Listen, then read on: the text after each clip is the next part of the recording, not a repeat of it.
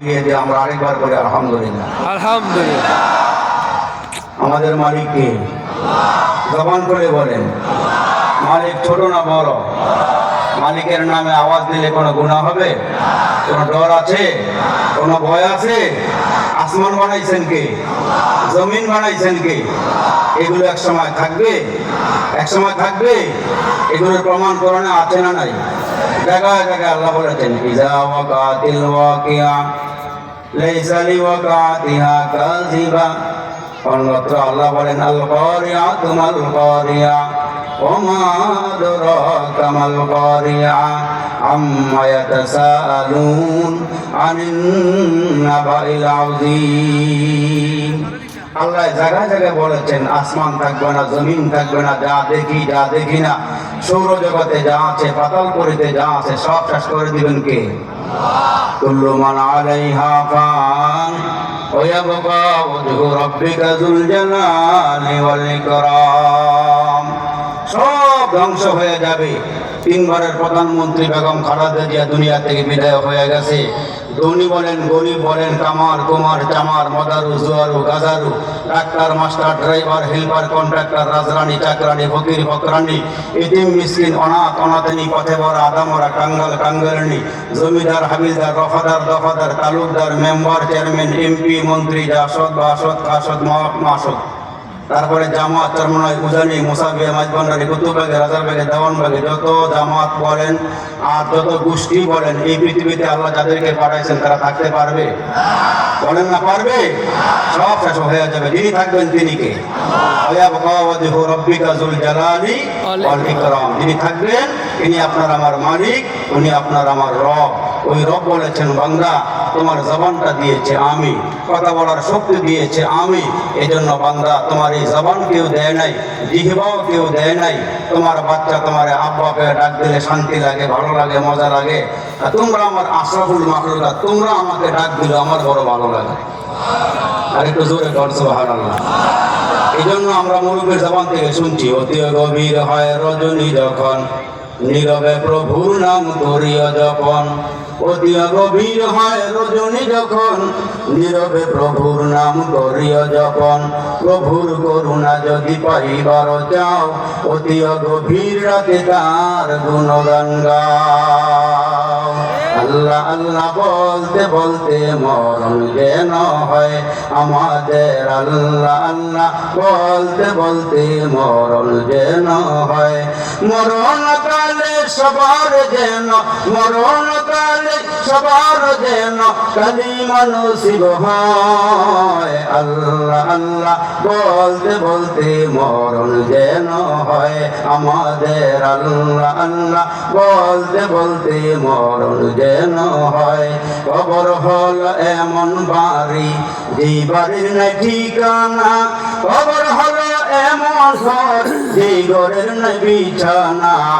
ইমান আমলে মরলে কবর, ইমান আমলে মরলে কবর, পুরান হাদিসের আমল কবর আলোকিত হয়। আল্লাহ আল্লাহ বলতে বলতে মরণ যেন হয় আমাদের, আল্লাহ আল্লাহ বলতে বলতে মরণ যেন হয়। জোরে কোন আল্লাহু আকবার। আর একটু আওয়াজ করে বলেন আল্লাহু আকবার। হ্যাঁ মুসলমান ভাইরা আমার, আমার মালিক আমার আল্লাহ মুয়াজ্জিন দিয়া আযানের শুরুতে 4 বার বলে আল্লাহু আকবার, আযানের শেষে আবার 2 বার বলে দেয় আল্লাহু আকবার।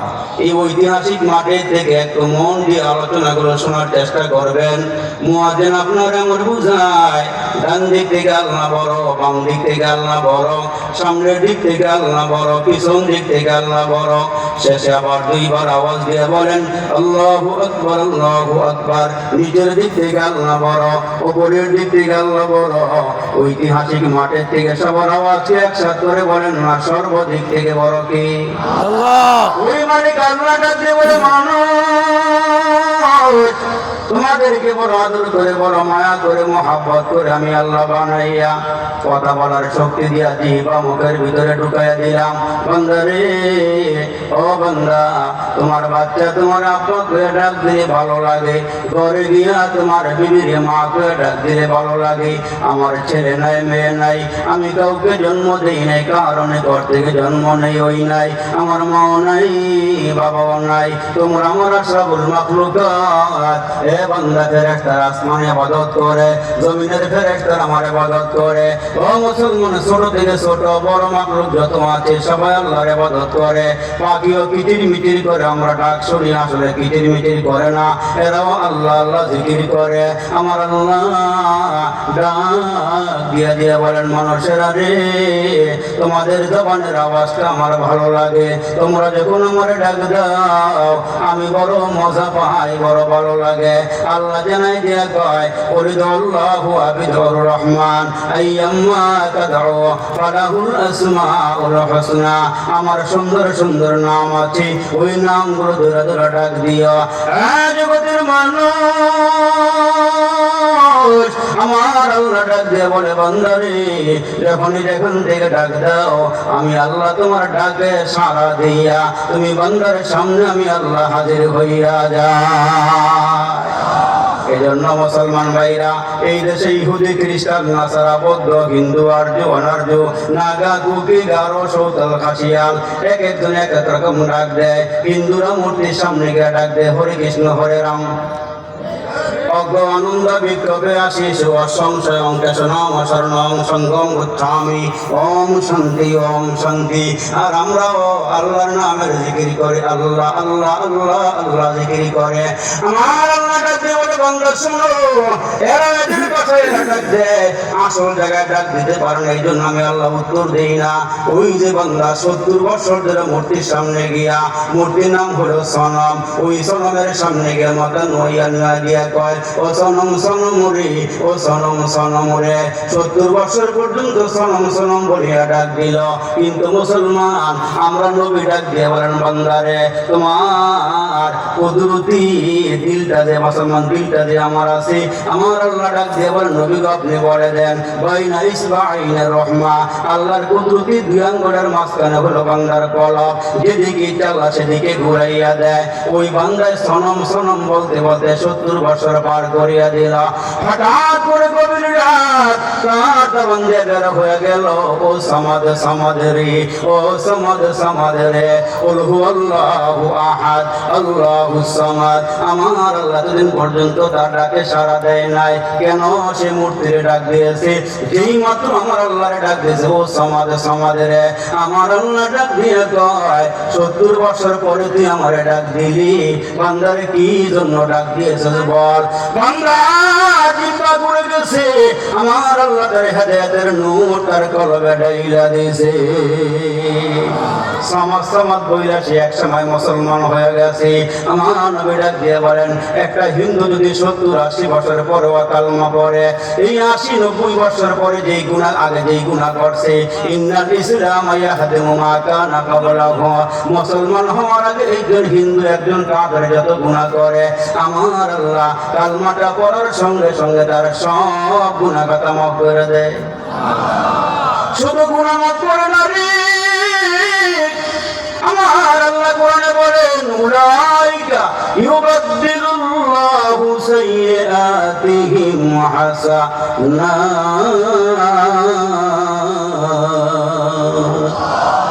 এই 70 বছর বান্দা যা গুনাহ করছে, কালিমা পড়ার সঙ্গে সঙ্গে আল্লাহ তার গুনাহ মাফ কইরা গুনাহগুলোকে নেকের দ্বারা আল্লাহ পরিবর্তন করে দিয়েছে। আমার আল্লাহ ডাকতে বলে, মুসলমানের শোন, হাজার গুনাহ করে ফেলেছ, লাখো গুনাহ করেছো, তোমার গুনাহ যদি আকাশের জমি আকাশ বরাবর হয়ে যায়, জমিন বরাবর হয়ে যায়, আসমান জমিনের শূন্য জায়গা তোমার গুনাহ দিয়ে ভরে যায়, তোমার গুনাহ যদি সাগরের ফেনা বরাবর হইয়া যায়, তোমার গুনাহ যদি পাহাড় বরাবর হয়ে যায়, আমার আল্লাহ ওই মানুষগুলোকে ডেকে ডেকে বলেন, কুল ইয়া ইবাদিয়াল্লাযীনা আসরাফু আলা আনফুসিহিম লা তাকনাতু মির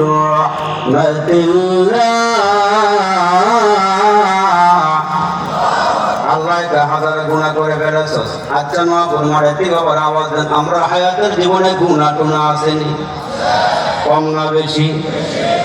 এত গুনাহ করেছি মুসলমান, যেদিকে তবে সেদিকে অন্ধকার। বেগুন আল্লাহ পাঠাইছিল, গুনাহ করতে করতে এত গুনাহ করে ফেলেছি, মালিকের সামনে দাঁড়াইবার মতন সাহস আমরা হয় না। এই জন্য গভীর নিশীথে কোন বান্দা যদি শেষ রাতে উইটা নামাজের মুসল্লাটা বাড়াইয়া দিয়া 2 রাকাত নামাজ পড়ে রে, আল্লাহ দরবারে হাত গুলো বাড়াইয়া দিয়া বলে, বেগুনা পাঠাইছ মালিক, গুনাহ নিয়া যাব কবরে হাসরে তোমায় কেমনে মুখ দেখাবো। জ্বালাইও না আমরা রে আল্লাহ দুজখের আগুনে, এমন কঠিন আযাব সহিব কেমনে। ভাই বন্ধু সবাই মিলে কবরে শুয়া বুকে দিবে মাটি, দরজা বন্ধ করে দিবে জনমের লাগি, দরজা বন্ধ করে দিবে জনমের লাগি। দেহ থেকে আমরা যেদিন আল্লাহ বাহির করবা যান, সঙ্গে করে নিতে দিও পবিত্র ঈমান। ঈমানের রঙে আল্লাহ রঙিন বানায়া, মারিফাতের নূরে দাও উজালা করিয়া। শেষ রাতে আল্লাহ ডাক দিলে, আল্লাহ একটা বান্দা, তখন তো আমি তোমারে মাফ করার জন্য ডাকি। সুবহানাল্লাহ, জোরে কর সুবহানাল্লাহ, একটু জোরে কর সুবহানাল্লাহ, সুবহানাল্লাহ। এজন্য আমার আল্লাহ ডাক দিয়ে বলে, মানুষ শুনলে না, হাজারো গুনাহ করে ফেলেছো, আসো আমার দরবারে আসো, আমার দিকে তাকায় বান্দা যাও, আল্লাহ আমারে মাফ করে দাও। তোমার চাইতে দেরি হয়, তুমি যদি নিজের গুনার কথা মনে কইরা দিলটার নরম করে দিয়া 1 ফোঁটা 2 ফোঁটা চোখের পানি তোমার চোখের কিনারায় এসে যায়, চোখের পানি বের হইতে দেরি হয়, আমি আল্লাহ গুনাহ মাফ করতে দেরি করি না। আমাদের হাজার গুনাহ আছে কিন্তু তওবা নাই, আমাদের হাজার গুনাহ আছে কি নাই? তওবা নাই। দুনিয়ার খবর আছে, আখিরাতের কোনো খবর আমাদের কাছে নাই। অথচ তাকায় দেখেন, হযরত ওমর ফারুকের জামানায় একজন বেহালা বাদক ছিল। এই লোকটা দীর্ঘ 70 বছর পর্যন্ত বেহালা বাজায়া বাজারে দোকানপাটে এদিকে সেদিকে খালি গান গাইতো। তার কণ্ঠ ছিল খুব বড় মজা, তার নাম ছিল পীরে চঙ্গি। একটা সময় এমন হয়েছে, এখন দাঁত পড়ে গেছে, গাল চাপা ভেঙে গেছে, আওয়াজ দেয় একদিকে, জায়গা আরেক দিকে, কিন্তু ব্যালেন্স ঠিক রাখতে পারে না।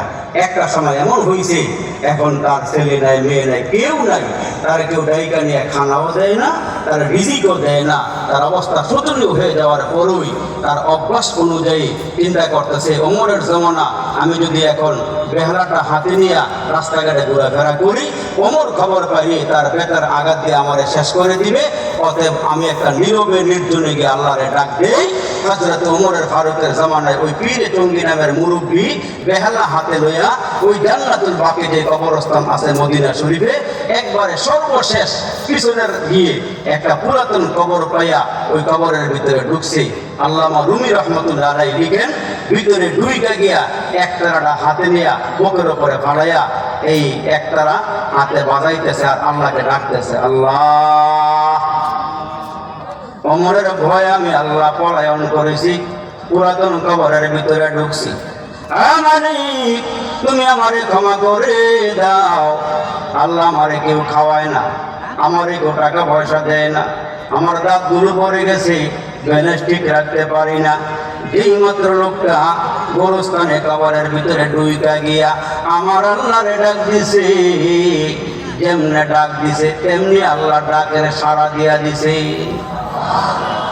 হযরত ওমর মদিনার মসজিদে বসা, মুসলমান ভাইরা খুবই বেহালাম দিয়ে বসা আছেন। হযরত ওমরের চোখে তন্দ্রা এসে গেছে। এই তন্দ্রার ভিতর দিয়া কে জানে ডাক দিয়ে বলে, ওমর তাড়াতাড়ি করে যাও, ওই জান্নাতুল বাকির একটা পুরাতন কবরের ভিতরে একজন মুরব্বী শুয়ে আছে, উনি আমার ওলি। সুবহানাল্লাহ। এই লোকটারা তুমি খানা খাওয়াই আসো, যাও দ্রুত যাও। দীর্ঘদিন যাব সে খানা খায় না। ওমরের কাছে যখন এলহাম হয়েছি, ওমর চিন্তায় পড়ে গেছে, কিরে আমার কি বলা হইল ঘুমের ভিতর দিয়া যে আল্লাহর একজন ওলি বলে কবরের ভিতরে শুয়ে রয়েছে, দীর্ঘদিন যাব তার কোনো খানা দানা নাই, এই লোকটার একটু দেখা দরকার। হযরত ওমর নিজ হাতে খানা পাকাইয়া ওই লোকটারে খাওয়াইবার জন্য ডিশে করে খানা লইয়া ওই কবরস্থানে ঢুকছে। দুইটা চতুর্দিকে ঘুরতেছে, কোনো লোক খুঁজা পায় না। হযরত ওমর হয়রান হয়ে গেছে যে আল্লাহর একজন ওলি কবরের ভিতরে শোয়া, আর এর জন্য খানা পাকাইয়া খানা খাওয়াইতে বলছে, নিশ্চয়ই আল্লাহর পক্ষ থেকে আমার উপরে ইলহাম হয়েছে। হযরত ওমর ঘুরতে ঘুরতে হয়রান পেরেশান হয়ে গেছে, লোকটারে খুঁজে পায় না। যখন চলে আসবে এমন সময় তাকাইয়া দেখে একজন মুরব্বী মানুষ, দাড়ি পেকে গেছে, গাল চাপা ভিতরে ঢুকে গেছে, রাতগুলো পরে গেছে। এই লোকটা কবরে শুইয়া আল্লাহরে ডাক দিয়া গিয়া কান্না করে দিছে, চোখের পানিগুলো ছেড়ে দিয়া কান্না করে ঘুমায় গেছে। এর ভিতর দিয়া হযরত ওমরকে কিনারায় খাড়ায় বলছে, এ আল্লাহর বান্দা কুম, এ বান্দা দাঁড়াও। এই মাত্র লোকটা ওমর দেখছে, ভিতরে থরথর করে কাঁপতেছে, বলতেছে, ওমর আমি আপনার ভয়েই তো কবরের ভিতরে ঢুকছি, আর আপনি আমার এখানে ইচ্ছা করছেন, আপনি আমারে মাফ করে দেন, আমি আর জীবনে গান গাইতাম না, আমার ক্ষমা করে দেন। ওমর কয়, আপনি গান না কি করেন আমি তো জানি না, আপনাকে আল্লাহর ওলি, আপনার আমি নিজ হাতে খানা পাকাইয়া খাওয়াইবার জন্য আসছি। লোকটা ডেক দিয়ে বলে, আপনার কে পাঠাইছে? আপনি যারে ডাক দিয়েছে সে আমারে পাঠাইছে। ওই লোকটা ডাক দিয়ে বলে, ওমর আমি 70 বছর ধরে আল্লাহর একটা ডাক দেই নাই, সেই আল্লাহর কবরের ভিতরে ঢুইকা গিয়ে একটা ডাক দিয়েছি। ওই আল্লাহ যদি আমার জন্য আপনার মেসিয়ার বানায়, ওমর গো তাইলে আল্লাহরে ডাক দিলে আল্লাহ শোনে। আপনি খানা নিয়ে দাঁড়ান, ওই মালিক আমি আরেকটা ডাক দিয়া লই, আমি মালিক রে আরেকটা ডাক দিয়া লই। ওই লোকটা ডাক দিয়ে কয়, মালিক এতদিন পর্যন্ত আমি বুঝি নাই, তোমার ডাক দিতে পারি নাই। আল্লাহ তুমি যেমন দয়াশীল মালিক আগে জানতাম না, তুমি যে রহমান আমি আগে জানতাম না, তুমি যে গফফার আমি আগে জানতাম না। ও মালিক খানা খাবো পরে তোমার একটু ডাক দিয়া লই, এই পুরাতন কবরের ভিতর থেকে মালিক আমি তোমার কাছে আরাধনা করি, তুমি আমার জিন্দেগির সব গুনাহ কথাগুলো মাফ করে দাও। বাড়িওয়ালা গাড়িওয়ালা ক্ষমতাওয়ালা সম্পদের মালিক, মুসলমান ভাইরা রে একটু হিসাব মিলাইয়া যাও। ধনীরা পর্যন্ত দুনিয়া থাকতে পারে নাই, গরিবেরও থাকতে পারে নাই। বেগম জিয়ার দিকে তাকায় দেখেন না, খালেদার দিকে তাকায় দেখেন না, 3 বারের প্রধানমন্ত্রী দুনিয়াতে বিদায় হয়ে চলে গেল, কোটি টাকার মালিক চলে গেল, কিন্তু জীবনটা এমন করে সুন্দর করে সাজাইয়া যান যেন মানুষ আপনি বিদায় হওয়ার পরও আপনার স্মরণ করে। এই জন্য মুরব্বীরা কয়, আনতাল্লাযী ওয়ালাদাতকা উম্মুকা বাকিয়ান ওয়ান্নাসু হাওলাকা ইয়াদহাকুনা মাসরুরা ফাজহাদ লিনাফসিকা ইয ইয়াকুনু বাকিয়ান ফি ইয়াউমি মাউতিকা দাহিকা ওয়া মাসরুরা। প্রথম যেদিন তুমি এসেছিলে ভাবি, কেঁদেছিলে তুমি একা, হেসেছিলে সবই, এমন জীবন করো হে গঠন, মরিলেও হাসিবে তুমি, কাঁদিবে ভুবন। এই জন্য মুসলমান কোন সময় জানি আপনার আমার সামনে মালাকুল মউত এসে যায়, খুব খেয়াল করে কথাগুলো শুনবেন। ওই দিকে যাওয়ার জন্য আমি আয়াতে কারিমা আপনাদের সামনে তেলাওয়াত করেছি। আপনার আমার নবী রাহমাতুল লিল আলামিন জিহাদের ময়দান থেকে ফিরলেন, আরব সাগরের কিনারায় নবী তাবু গেড়ে দিলেন। সাহাবীদেরকে বললেন, সাহাবীরা রে লম্বা চওড়া তোমরা সময় জিহাদের ময়দানে দিয়েছ, এখন আমরা বিজয় বেশে বাড়িতে যাব, তোমরা একটা কাজ করো, তাবুর ভিতরে একটু আরাম করো, তারপরে আমরা সামনের দিকে যাব। আল্লাহ নবী সাহাবায়ে কেরামদেরকে তাবুর ভিতরে শোয়া দিলেন, আর নবী একজন সাহাবীকে ডাক দিয়ে বললেন, সাহাবী রে আমি এখন একটু টয়লেটে যাব, তুমি আমার জন্য ওযুর পানি নিয়ে একটু বাইরে দাঁড়াও। আল্লাহ রাসূল টয়লেটে গেলেন, আর ওই সাহাবী নবীর জন্য ওযুর পানি নিয়ে দাঁড়ায় রইলেন। আল্লাহ নবী টয়লেট থেকে বের হইয়া জমিনে কদম রাখলেন, কদমটা জমিনে দেওয়ার সঙ্গে সঙ্গে রাসূল তাকায়া দেখেন একটা একটা মাটির টুকরা পরে আছে, ওই মাটির টুকরা আল্লাহ রাসূল হাতে নিলেন, নিয়ে তায়াম্মুম সারলেন, ওযুর কাজ সেরে ফেললেন, কদম কদম দিয়া ওই সাহাবীর সামনে গিয়া সাহাবীর হাতে থেকে ওযুর পানি নিলেন, ওযু করলেন। কিন্তু ওই সাহাবী ডাক দিয়া কয়, নবী গো, এক কদম, দুই কদম, 10 কদম আগাইলে তো আপনি আমার হাত থেকে পানি নিয়ে ওযু করতে পারতেন, কিন্তু আপনি টয়লেট থেকে বের হইয়া হাতের মধ্যে আপনি মাটির চাকা নিয়ে তায়াম্মুমটা কেন করলেন? আমার নবী ডাক দিয়া কয়, সাহাবী রে, তোমার পর্যন্ত হাইটা গিয়ে ওযু করতে পারবো এই গ্যারান্টিটা আমার কাছে নাই। আমি এই জন্য মাটি হাতে নিয়ে আগে তায়াম্মুম করেছি, আমি যেন ওযু ছাড়া আল্লাহর সামনে হাজির না হই। তাইলে আমার নবী কেমন চিন্তা করছেন, আপনার আমি কি চিন্তা করি বাপ? জানা নাই আজকের এই মাহফিলে যারা হাজিরা দিয়েছেন, কার নামে বাজারে 3 টাকা বোনের কাপড় এসে হাজির হয়ে গেছে? জানা নাই রে কার জন্য পাটগুলো পাইকারি হয়ে গেছে? এ যুবক বাবা রে, কয়েকদিন আগেও তো এয়ারপোর্টে গেলাম, একজন মুরব্বীরে দেখলাম ছোট একটা বাচ্চা নিয়ে দৌড়াদৌড়ি করে, একবার 1 নম্বর গেইটে যায়, আবার 2 নম্বর গেইটে যায়। মুরব্বীরে এমন টেনশন দেখে আমি সামনে গিয়ে দাঁড়াইলাম, বাবা আপনি এমন পেরেশান হয়েছেন, কি দরকার আপনার, কি লাগবে বলেন? ওই লোকটা আমার দেখা চোখের পানিগুলো ছেড়ে দেয়া কয়, হুজুর আজ থেকে 5 বছর আগে আমার একজন ছেলে, একমাত্র ছেলে বিদেশে গিয়েছিল। হুজুর গো, 2 দিন আগে আমাদেরকে কনফার্ম করেছে সে দেশে আসবে। ও হুজুর, আমি তো তার জন্য গাড়ি নিয়ে আসছি, আমি তার এইখান থেকে রিসিভ করে বাড়িতে নিয়ে যাব। কিন্তু হুজুর, এই যে ছোট বাচ্চাটা দেখেন, এইটা আমার নাতিন, আমার ছেলের ঘরের নাতিন, দেখেন না হাতের মধ্যে একটা ফুলের মালা নিয়ে আসছি। হুজুর গো, এই ফুলের মালাটা বাবা বের হইলে গলায় পরাইব। কিন্তু হুজুর, ভিতরের থেকে বারবার আওয়াজ আসতেছে আমার ছেলে নাকি বিমানে ওইটা স্টপ করে মারা গেছে। ও হুজুর, হুজুর গো, তার মারে দেখে আসছি, পড়ার জন্য নতুন বেডশিট বিছাইছি, পলায় কি কি খাইতে চায় সেই খাবারগুলো মায়ের রান্না করছে।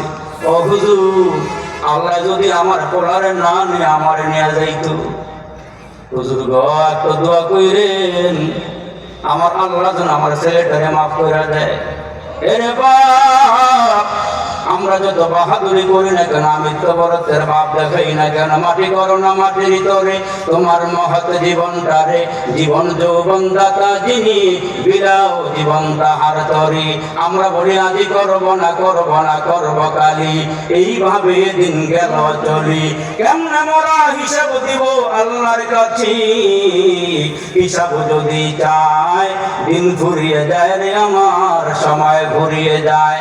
তোমরা মানুষ মনে রেখো, তোমারই বাড়ি গাড়ি জায়গা জমি, তোমারই সুন্দর দেহ থাকবে না রে হায়, মাটির দেহ মাটির মাঝে মিশবে রে ধুলায়। এ দুনিয়ার মানুষেরা রে, আমরা যতই বাপ দেখাই না কেন, যত রকমের কথা বলি না কেন, 5টা জিনিসের জ্ঞান আমার আল্লাহ আল্লাহর কাছে রেখে দিয়েছেন। আল্লাহ পাক কোরআনের মধ্যে বলেন, এই জ্ঞানগুলো আমি কোনো পয়গম্বর দেই নাই, কোনো মানুষকে আমি আল্লাহ দেই নাই, কোনো নবী রাসূলকে দেই নাই। 5টা জিনিসের জ্ঞান আমার আল্লাহর কাছে রেখে দিয়েছেন।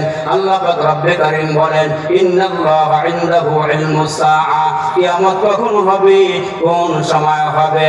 মাঝে মাঝে আল্লাহ তাআলা ভূমিকম্প দিয়া, শিরোর দিয়া, বন্যা দিয়া, এইটা সেইটা দিয়া দিয়া আমাদেরকে সতর্ক করতে চায়, এ মানুষ কিয়ামত কিন্তু হবে। এ বান্দা, জমিন যেমন, জমিনের মধ্যে যেমন কম্পন শুরু হয়, একটা সময় যখন মুসলমান ইসরাফিল সিংহায় ভূ দিব গো, আসমান থাকবে না, জমিন থাকবে না, তুলার মতন পাহাড়গুলো উঠতে শুরু করে দিবে। এজন্য আল্লাহ পাক ডাক দিয়া বলেন, 5টা জিনিসের জ্ঞান আমার কাছে আছে। 1 নম্বর হইল, ইন্নাল্লাহা ইনদাহু ইলমুস সাআ, কিয়ামত কখন হবে। আওয়াজ দিয়ে বলেন তো, এটার জ্ঞান কার কাছে? কিয়ামতের আগে আগে কিছু আলামত প্রকাশ পাবে, ছোট আলামত, বড় আলামত। রাসূল হাদিস শরীফের মধ্যে বলেছেন, ইযা তুকিজাল গায়বু দুআলান ওয়াল আমানাতু মাগনামান ওয়াজ যাকাতু মাগরামান ওয়া তু'ল্লিমা লিগায়রিদ দ্বীন ওয়া আতা'a আর-রাজুলু ইমরাআতাহু ওয়া আক্কা উম্মাহু ওয়া আদনা সাদীকাহু ওয়া aqsa আবাহু ওয়া যাহারাতিল আসওয়াতু ফিল মাসাজিদ ওয়া সাদাল কাবীলাতা ফাতিকুহুম ইলা আখিরিল হাদিস। রাসূল আকরাম সাল্লাল্লাহু আলাইহি ওয়াসাল্লাম বলেছেন, কিয়ামতের আগে আগে ছোট ছোট কিছু আলামত প্রকাশ পাবে। যেই মানুষকে ক্ষমতা দেওয়া হবে, ক্ষমতার চেয়ারে বৈশা সরকারি মাল নিজের ভোগ করবে, নিজেরাই খরচ করবে, যাকাত দেওয়া অস্বীকার করবে, আমানতকে তারা খেয়ানত করবে। মুসলমান বাবাজিরা আমার, মসজিদে মানুষ হইচই করবে, বন্ধু বান্ধবকে মানুষ আপন মনে করবে, আব্বা মরে দূরে সরাইয়া দিবে।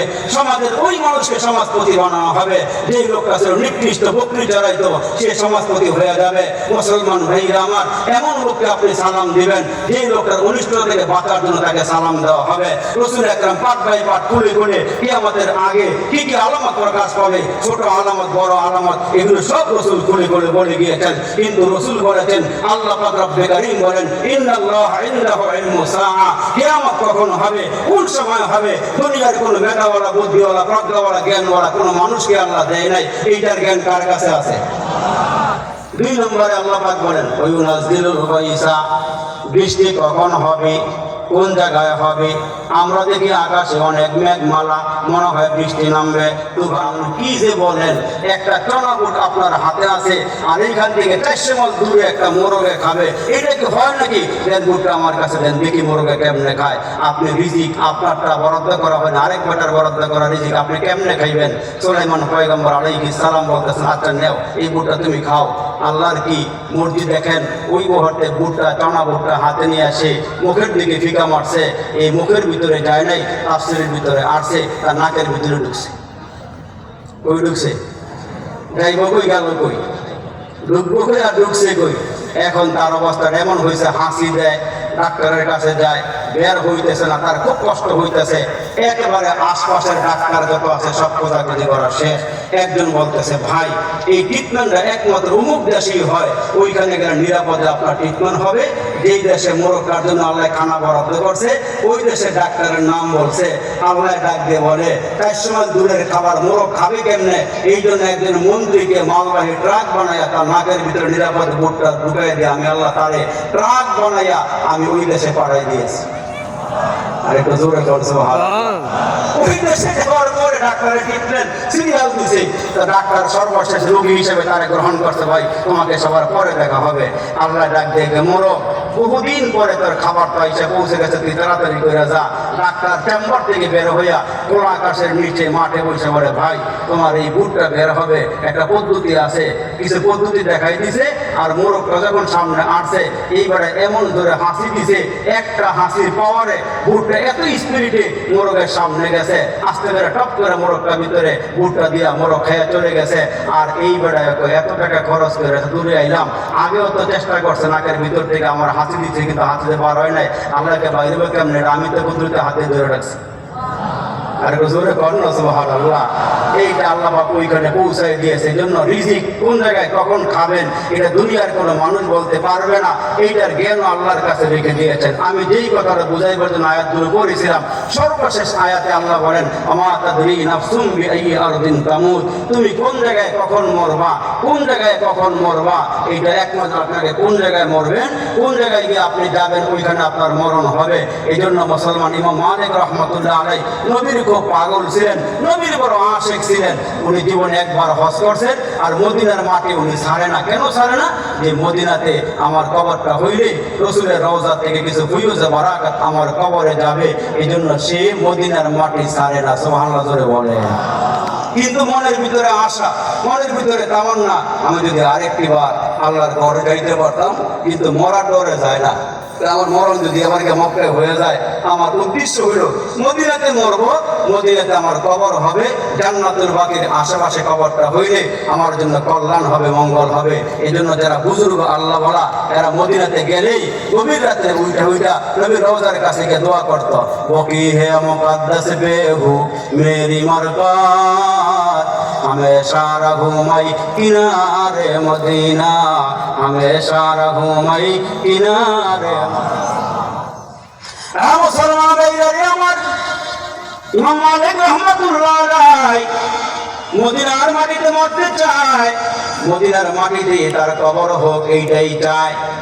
একদিন নবীর রওজায় চলে গেছে, নবীর রওজার কাছে গিয়ে ডাক দিয়ে কয়, নবী গো, আপনি তো সর্বশ্রেষ্ঠ নবী, আপনি তো আল্লাহর পয়গম্বর, আপনি একটু বলে দেন আমার মরণটা কখন হবে, আমার মরণটা কোন জায়গায় হবে, আপনি একটু বলে দেন। কিন্তু আল্লাহ রসুল তো আল্লাহ এই জ্ঞানটা দেয় নাই, আমাদের নাফসুন বিআইয়ি আরদিন তামুত, কখন কোন জায়গায় মরবেন এটার জ্ঞান তো আল্লাহর কাছে রেখে দিয়েছেন।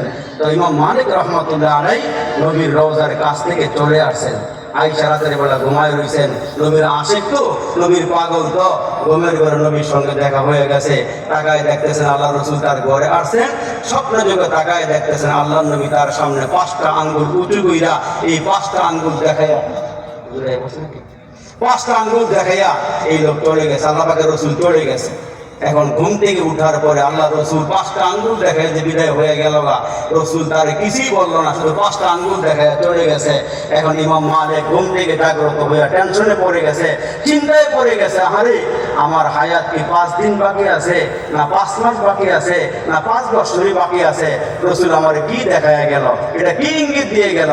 ইমাম মালিক এই স্বপ্ন দেখা নিজের নামটা প্রকাশ করে নাই, তার খাদেমকে ডেকে বলে, খাদেম তুমি গিয়ে এই আল্লামা ইবনে শিরিন যে বড় তাবির করেনওয়ালা ব্যক্তি আছেন, ওনার কাছে গিয়ে স্বপ্নের ব্যাখ্যাটা যাই না আসো, তবে আমার নামটা প্রকাশ করো না।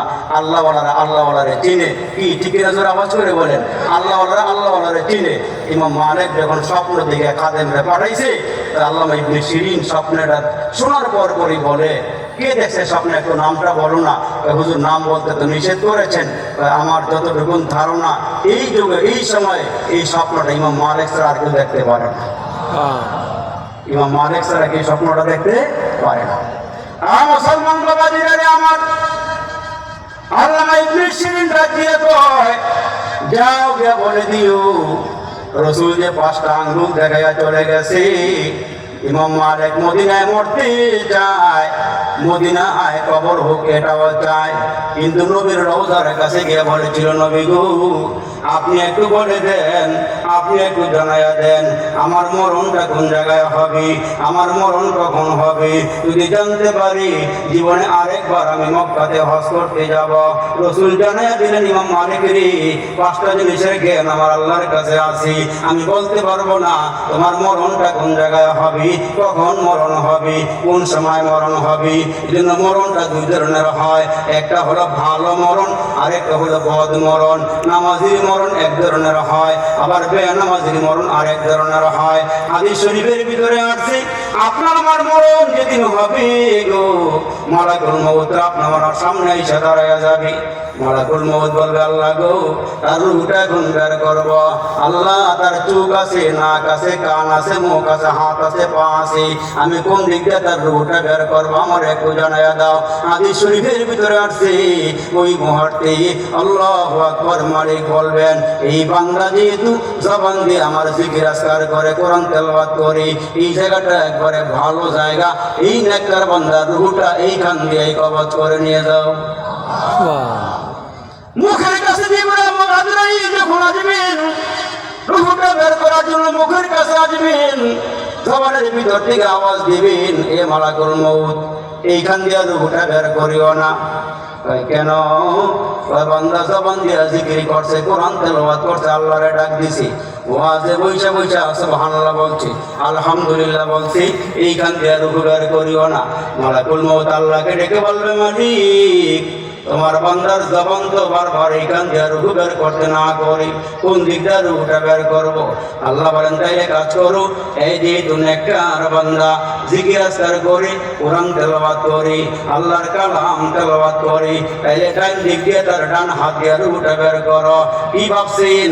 ডান হাত দিয়ে রূহটা বের করার সময় যখন মালাকুল মউত আসবে, ডান হাত ডেকে ডেকে বলবে, ও মালাকুল মউত, এইখান দিয়ে রূহটা বের করিও না, কারণ এই বান্দা ডান হাত দিয়ে আসে আল্লাহর রাস্তায় দান সদকা করত।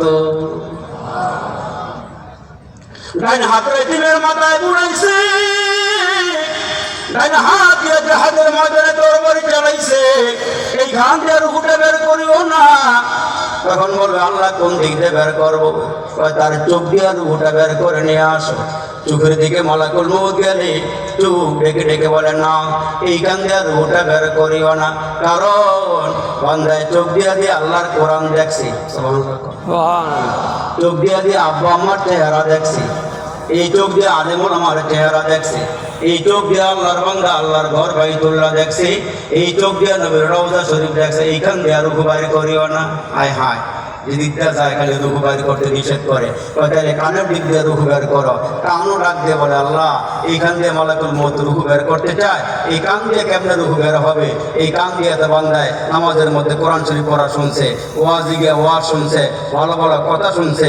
আল্লাহ পাক ডেকে বলুন আজরাইল একটা কাজ করো, এই রুহুটা তার পায়ের দিক দিয়ে কবজ করে নিয়ে যাও, পায়ের দিক দিয়ে রুহুটা বের করে নিয়ে যাও। যেই মাত্র মালাকুল মউত পায়ের দিকে যাবে, পাও ডেকে ডেকে বলবে এইখান দিয়ে আইসো না। এই বান্দা না পা দিয়া হাইটা হাইটা আল্লাহর মসজিদে নামাজ পড়তে গেছে, এই বান্দা না পা দিয়া হাইটা হাইটা ওয়াজে আসছিল, এই বান্দা না পা দিয়া হাইটা হাইটা আল্লাহর ঘর তওয়াফ করছিল। এইখান দিয়ে আইসোরা মালাকুল মউত তখন বলবে আল্লাহ কোন দিক দিয়ে রুহটা বের করবো? আল্লাহ তখন বলবেন একটা কাজ করো, এই বান্দাগুলো আমার পাগল, এরা আমার আশেক, আমার নাম শুনে এরা পাগল করা হয়ে গেছে। 8 দিন সম্মিলন বন্ধ হয়ে যাওয়ার উপক্রম, কিন্তু কিছু আল্লাহর পিয়ারা বান্দারা এটা ধরে রাখছে, এটা কি মুসলমান চালু রাখছে। এই বান্দা তো আমার পাগল, একটা কাজ কর, তোর ডান হাতের উপরে আমি আল্লাহর নামটা লেখা, তার চেহারার সামনে ধরে দেখতো বান্দায় কি করে। যেই মাত্র মালাকুল মউতের ডান হাতের মধ্যে আল্লাহু আকবার বাবা আল্লাহ নামটা লেখা যখন ধরবে, ওই সময় রুহুটা বের হওয়ার জন্য পাগল করা হয়ে যাবে।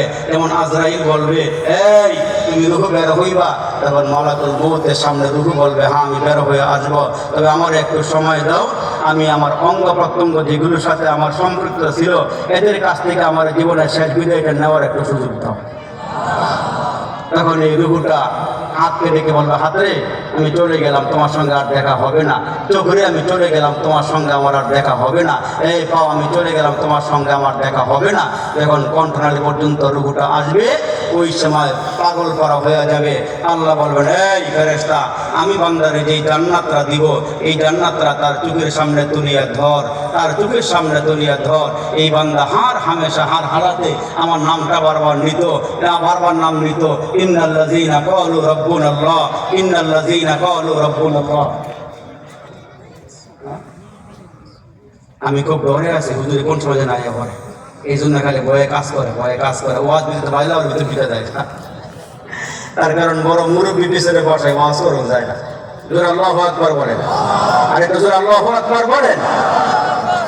মুসলমান ভাইয়ারি আমার, রুহুটা বের হওয়ার সময় যখন আসবি, এই রুহুটা অঙ্গ প্রত্যঙ্গের নিকট থেকে শেষ বিদায় নিয়ে আসবি। আল্লাহ বলবেন ইন্নাল্লাযীনা ক্বালু রাব্বুনাল্লাহ, বান্দা আমারে আল্লাহ বলে স্বীকার করতো। দোকানে গেছে তখন আল্লাহ বলছে, দোকান থেকে বের হয়েছে তখন আল্লাহ বলছে, গাড়িতে উঠতেছে আল্লাহ আমারে আল্লাহরে স্মরণ রাখছি, গাড়ি থেকে নামি তখন আল্লাহরে স্মরণ করি। এই বান্দারে আমার জান্নাতটা তুই দেখাইয়া দি। নেককার বান্দারে আল্লাহ জান্নাত দেখায়, আসিয়ারে দেখাইছে, বেলালরে দেখাইছে, এমন যারা বুজুর্গ যারা আল্লাহ বলা এদেরকে দেখায় মরণ দিছে। আমরা শুনি একজন বড় বিখ্যাত বুজুর্গ ছিলেন, মুহাদ্দিস ছিলেন আল্লামা আব্দুল মুবারক রহমতুল্লাহ আলাই। এই বুজুর্গ যখন মারা যায়, মারা যাওয়ার আগে হযরত তার খাদেমকে ডাকছে, দিকে আসো, আমার অন্তিম সময়, আমি চলে যাওয়ার সময় হয়ে গেছে। উনি বড় মুহাদ্দিস ছিলেন, ওনার এইখানে অসংখ্য ছেলেরা হাদিস পড়তো। এই আব্দুল ইবনে মুবারক রহমতুল্লাহ আলাই উনি ইন্তেকালের আগে ওনার লাইব্রেরিতে লক্ষ লক্ষ টাকার কিতাব ভরা। উনি একদিন খাদেমকে ডেকে বলতেছে, খাদেম রে আমার মনে হয় আমি চলে যাব, আমার চলে যাওয়ার সময় হয়ে গেছে, একটা কাজ কর, আমার যতগুলো কিতাব লাইব্রেরিতে আছে আমি তোমাকে হুকুম করতেছি সবগুলো কিতাব পানিতে নিয়ে ফলাই দিয়ে আসো। এখন খাদেম মনে মনে চিন্তা করে, এত লক্ষ লক্ষ টাকার কিতাব পানিতে ফলাই দিতাম, হুজুর এটা কি বলতেছে? অন্তিম সময় হযরত মৃত্যুসজ্জায় শায়িত, ওই সময় বললো আমার কিতাবগুলো সব পানিতে ফলাইয়া দিয়ে আসো। দেখেন এরা কি অর্জন করে গেছে, এরা কি কামাই করে দুনিয়া থেকে বিদায় হয়ে গেছে। আল্লাহর ওলির খাদেম ওই নদীর পাড় দিয়ে ঘুরে ঘুরে চলে আসছে। আইসা বলে, হুজুর আমি সবগুলো কিতাব পানিতে ফলাইছি, কিন্তু আল্লাহওয়ালা মানুষ তো ধোকা দিবেন কেমনে? হুজুর বলতেছে, আচ্ছা তোমারে বললাম কিতাবগুলো সব পানিতে ফলাই দিতে, পানিতে কিতাবগুলো ফলানোর পরে তুমি কি দেখছো আমার একটু বলো। তোমার ধরা খাইছে কি? পানিতে কিতাব ফালাইবার পরে কি দেখছো আমারে বলো। হুজুর আমি তো কিছুই দেখি নাই। তাইলে তুমি আমার কিতাব ফালাও নাই। সুবহানাল্লাহ, জোরে কর। তুমি আমার কিতাব পানিতে ফালাও না, দ্রুত যাও সব কিতাব পানিতে ফালাই দিয়ে আসো। খাদেম এবার একটা একটা কিতাব যখন পানিতে ফালাইতেছে, তাকে দেখে কিতাবের ভিতরে যত অক্ষর আছে অক্ষর থেকে নূর আর আলো বাইশে বসে উপরের দিকে যাইতেছে। এবার খাদেম সবগুলো কিতাব ফালাই দিয়া আইসা বলতেছে, হযরত আপনি বলছেন কিতাবগুলো পানিতে ফালাইতে, আমি সব কিতাব পানিতে ফালাইছি। ফালানোর পরে হযরত আমি দেখতেছি এই কিতাবের থেকে নূর আলো বাইশে বসে উপরের দিকে যাইতেছে। হুজুর বলেন, এখন ঠিক আছে, আচ্ছা শোনো, আমি রাতের বেলা হয়তো মারা যাব, সকালবেলা দেখবা নদীর ঘাটে হাজার হাজার মানুষ আসবে, এরা আমার জানাজা পড়বে, এরা আসবে জানাজা পড়তে, তাদেরকে পারলে একটু মেহমানদারি করাইও। সকালবেলা হুজুর রাত্রি মারা গেছে, সকালবেলা জানাজা পড়বার জন্য হাজার হাজার নৌকা বিরা শুরু হয়ে গেছে। খাদেম জিজ্ঞেস করে, ভাই আপনারা কি জন্য আসছেন? হুজুরের জানাজা পড়তে আসছি। রাতের বেলা হুজুর স্বপ্নে আমাদেরকে দেখাইছে হুজুরের জানাজা যারাই পড়বে আল্লাহ সুবহানাহু ওয়া তাআলা তাদের পিছনের সমস্ত গুনাহগাতা মাফ করে দিন। কি অর্জন করে গেছে? এই জন্য কবি বলেছেন, আনতাল্লাযী ওয়ালাদাতকা উম্মুকা বাকিয়ান والناس حولك يضحكون مسرورا فاجهد لنفسك إذ يكون باقيا في يوم موتك ضاحكا ومسرورا। প্রথম যেদিন তুমি এসেছিলে ভবে, কেঁদেছিলে তুমি একা, হেসেছিল সবে, এমন জীবন করো হে গঠন, মরিলেও হাসিবে তুমি, কাঁদিবে ভুবন। সুন্দর জীবন গঠন করে যান। মানুষ যেন মরার পরেও দোয়া করে, আপনার জানাজার মধ্যে গিয়ে হাজির হয়, জানাজার নামাজটা পড়ে। আর জানাজা কেন পড়বেন? জানাজা পড়ার উদ্দেশ্য হচ্ছে মুসলমানের একটা হক করে জানাজার নামাজ পড়া। জানাজা পড়লে আল্লাহ এক কেরাত সওয়াব আপনার আমলনামায় দান করে। এক কেরাত মানে কি? সাহাবীরা জিজ্ঞেস করছে, হুজুর এক কেরাত মানে কি? একটা উহুদ পাহাড়ের সমান সওয়াব তার আমলনামায় দান করা হয়। আর যদি দাফন করা পর্যন্ত থাকেন তাহলে তার আমলনামায় 2 কেরাত সওয়াব লেখা হয়। 2টা উহুদ পাহাড়ের সমান তার আমলনামায় সওয়াব লেখা হয়। এজন্য মুসলমান ভাইরা আমার, নেককারের মরণ বড় সুন্দর হয়, জান্নাত দেখায় দেখায় মরণ দেয়। আর যারা বদকার এদের মরণটা হয় ভিন্ন রকমের। এর মুসলমান লাঠির মধ্যে আলকাতরা মাইকা, যদি আলকাতরাওয়ালা লাঠি তুলার মধ্যে বাড়ি দেওয়া হয়, ওই তুলার মধ্যে বাড়ি দিলে আলকাতরা লাঠির মধ্যে তুলাগুলো ছিঁড়ে ছিঁড়ে সব উঠে যায়। আমার আল্লাহ ডাক দিয়ে কেউ নবী উম্মতকে জানাইয়া দেন, বদকারের রুহুটা এমন করে কবজ করা হবে, যখন মালাকুল মউত রুহুটা বের করবেন এমন জোরে মুসলমান থাবা মারবে গো, রুহুটা ভিতর দিকে বের হওয়ার জন্য 360টা জোড়ার মধ্যে দৌড়ানি শুরু করে দিব। কখনো মুসলমান পায়খানার রাস্তা দিয়ে রুহুটা বের হয়ে যায়, কখনো মুখটা বাঁকা হয়ে যায়, কখনো চোখটা মুসলমান ভাইরা অন্ধ হয়ে যায়। ও মুসলমান, এই জন্য পায়ে হাত দিয়ে বলে যায়, রে বাপ আমাদেরকে কবরে যাওয়া লাগবে, কবরে আমাদেরকে চলে যেতেই হবে। কবরে যাওয়ার আগে একটু সামানা তৈয়ার করে কবরে যাও। সাহাবাই কেরামের দিকে তাকায় দেখি, ওই সাহাবীরা পরকালের চিন্তা নিয়ে এত কান্না করেছেন। হযরত ওমরের মতো সাহাবী, তিনি একটা সময় জিরো ছিল, আল্লাহ সুবহানাহু ওয়া তাআলা কোরআনের ছোঁয়া লাগাইয়া আল্লাহ তারে হিরো বানাইয়া দিলেন, এক সময় অর্ধজাহানের শাসক বানাইয়া দিলেন। ওই ওমর জান্নাতের সার্টিফিকেট পাওয়ার পরে এমন কান্না কান্দেন, পরকালের ভয়ে, জাহান্নামের ভয়ে, আল্লাহর ভয়ে কান্না করতে করতে ও মুসলমান চোখ দিয়ে পানিগুলো গড়াইয়া পড়তে পড়তে গালের উপরে কালো 2টা দাগ হয়ে গেছে। সাহাবায়ে কেরাম ডাক দিয়ে বলে, ওমর ওমর আপনি এত কান্না করেন কেন? আল্লাহ তো আপনারে জান্নাতের সার্টিফিকেট দিয়েছেন। হযরত ওমর ডাক দিয়ে কই, শোনো আমি কেন কাঁদব না? আল্লাহ যদি আমার বেঈমান বানায় কবরে নেয়, আল্লাহ তো জান্নাতের সার্টিফিকেট দিয়েছেন। যদি আমি আমার আল্লাহর উপরে ইস্তেকামত না থাকতে পারি, আমি যদি আমলের উপরে ইস্তেকামত না থাকতে পারি, আমার যদি দুনিয়াতে বিদায় হওয়ার সময় রূহটা বের হওয়ার আগে যদি বেঈমান হয়ে যায়। হযরত ওমর কান্না করতে করতে গালের উপরে কালো 2টা দাগ হয়ে গেলে সাহাবায়ে কেরাম পরামর্শ করে, ওগো ওমর কি আপনার কাছে এখন দেশ বিদেশের অনেক রাজা বাদশারা আসে, আপনার চেহারার দিকে তাকাইলে গালের উপরে কালো দাগ দেখতে বেমানান লাগে। আপনি মেডিসিন ব্যবহার করেন, ঔষধ সেবন করেন, দাগগুলো দূর করে ফেলেন, দেখতে ভালো লাগবে। হযরত ওমরকে এই কথা বলার পরে সাহাবায়ে কেরাম সামনে বসা, হযরত ওমর কান্না করতে করতে অস্থির হয়ে গেলেন। সাহাবায়ে কেরাম ডাকতে, ওমর আপনি এত কান্না করেন কেন? কান্নার কারণটা কি? হযরত ওমর ডাক দিয়ে কয়, তোমরা আমার দাগ সরাইতে বলো, আমি কেন দাগ রাখছি তোমরা জানো নি? হাসরের কঠিন ময়দানে আল্লাহ যদি আমার ডাক দিয়ে বলে, ওমর আমি আজকে আমার জান্নাত বিতরণ করব, আমি জান্নাত সাজাইয়া রাখছি, আজকে ঈমানদারদেরকে আমি আল্লাহ জান্নাত দিব, বলো বলো বলো তুমি আমার জন্য কি নিয়ে আসছো? আজকে তুমি যে আমার জান্নাতে যাইবা, আমি আল্লাহ তোমারে জান্নাত দিব, বলো তুমি আমার জন্য কি নিয়ে আসছো? ওই মুহূর্তে আমি আল্লাহরে বলবো, মালিক আমি কিছু আমল করি নাই, আল্লাহ আমার কোনো আমল আমার মধ্যে আমল নাই, আমল বলেন নাই।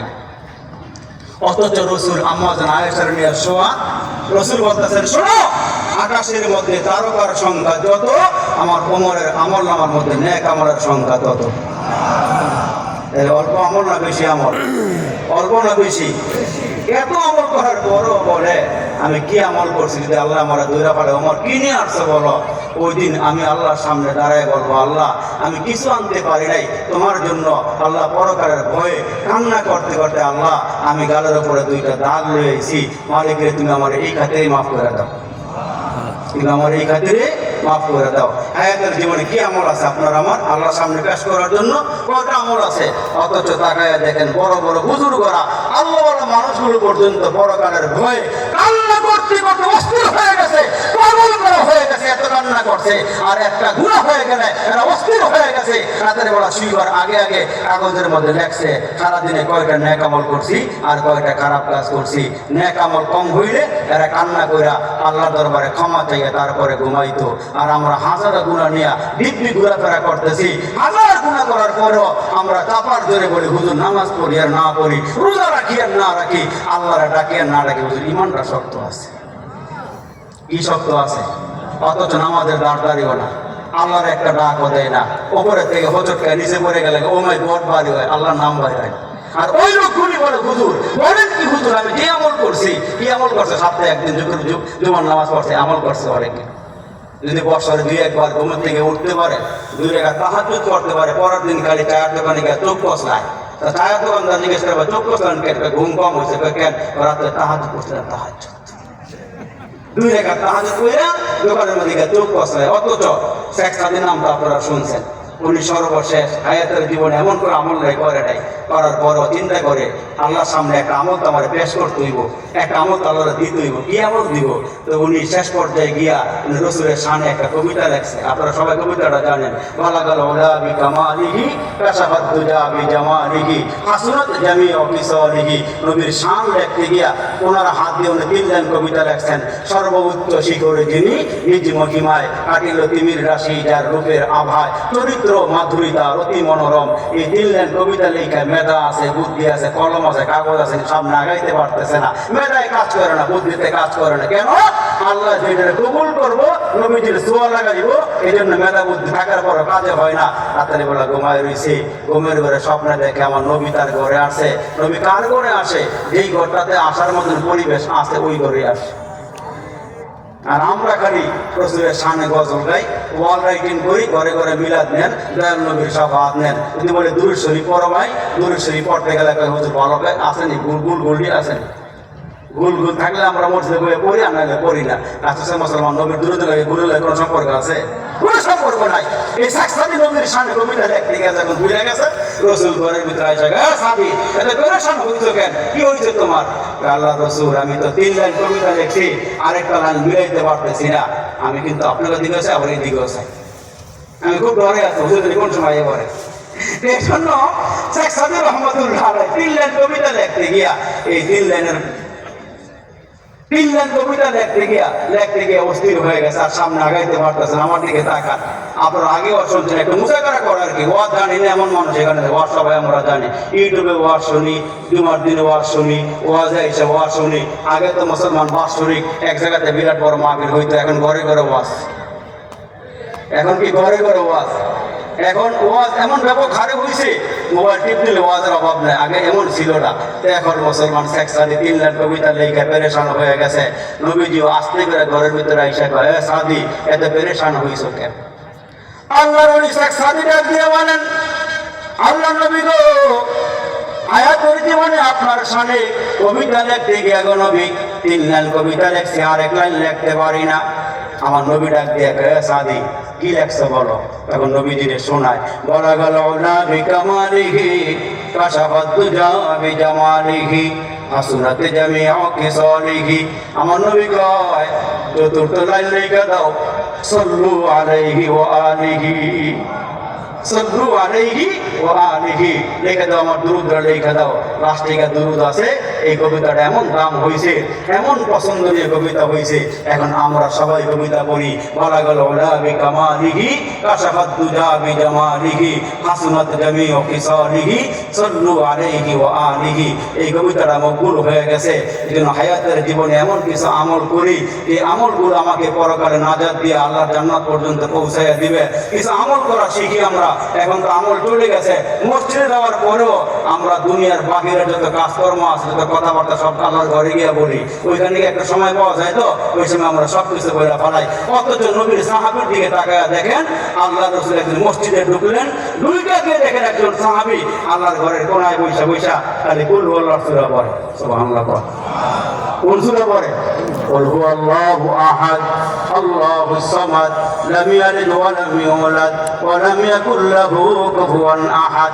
নবীজিও তারে কিছু কয় না, পড়ুক। অনেকক্ষণ পড়ার পরে রাসূল তার ডাক দিয়ে বলেন, সাহাবী দিকে আসো। আমি আল্লাহর ঘরে ঢুকলাম, তোমার দিকে তাকাইলাম, বারবার তাকাইয়া দেখি তুমি শুধু খালি কুল হুয়াল্লাহর সূরা পড়ো। সাহাবী, তোমার কি আর কোন সূরা মুখস্থ নাই? তুমি কুল হুয়াল্লাহর সূরাটা কেন বারবার পড়ো?